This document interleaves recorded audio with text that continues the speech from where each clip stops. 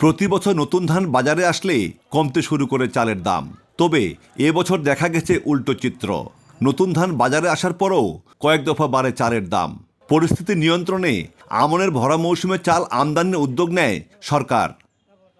এতে কমতে শুরু করে ধানের দাম। দিনাজপুরের বাজারে কমেছে সব ধরনের ধানের দাম। প্রত্যাশিত দাম না পেয়ে হতাশ কৃষকরা। আগের তুলনায় 200 টাকা করে বস্তায় কম। আমাদের কোনো কৃষকের পোষাচ্ছে না।